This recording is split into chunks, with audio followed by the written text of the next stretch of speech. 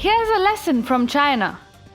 Tyranny only leads to more tyranny, because one tyrannical order often spirals into a slew of tyrannical commands implemented with brute force. And there will be no stop to it if the people don't stand up against it. Such is the case with China's one-child policy, which left a wound that refuses to heal, and instead, it is festering. Hi, and welcome to TFI Global, the foreign affairs and geopolitical analysis arm of the TFI Media Group. I am your host, Shubhangi, and in this video, we shall talk about Xi Jinping's fresh new order to force the elderly to forget their retirement plans and continue working instead for the insatiable communist state. Let's begin. China will soon be making its senior citizens and elderly population work overtime as it plans to increase the retirement age of the communist nation's working class. The move, which will be implemented in a phased manner, has been necessitated due to the rising lack of workers across the country. You see, there are simply not enough young individuals in the country to take on the mantle from the elderly who deserve to retire and lead a life of relaxation hereon. This, due to the disastrous social experiment of the Chinese Communist Party since 1979, the year it implemented the dastardly one-child policy across the nation.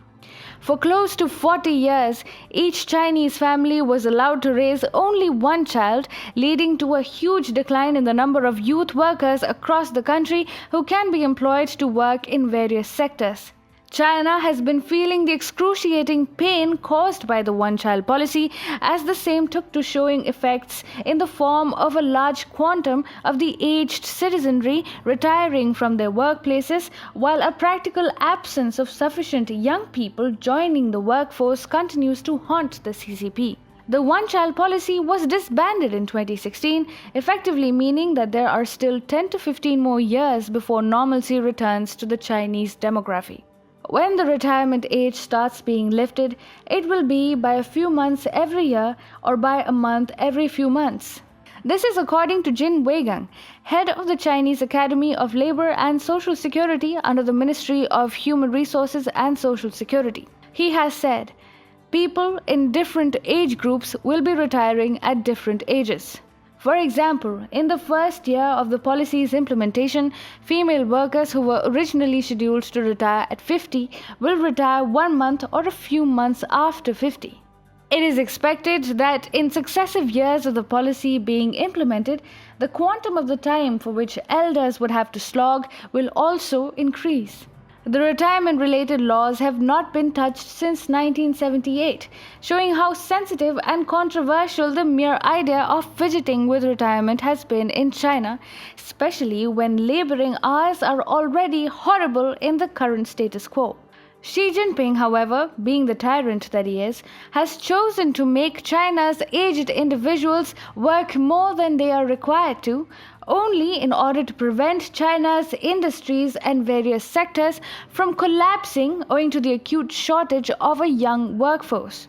And this is just one of the many socio-economic impacts of the one-child policy. The one-child policy has impacted practically every sphere of life in China.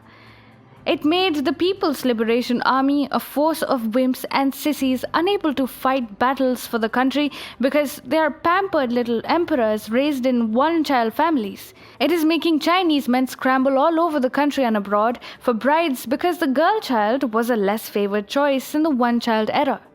In fact, Chinese women have abandoned the concept of marriage too, due to the inherent misogyny and patriarchy prevalent within the Chinese society.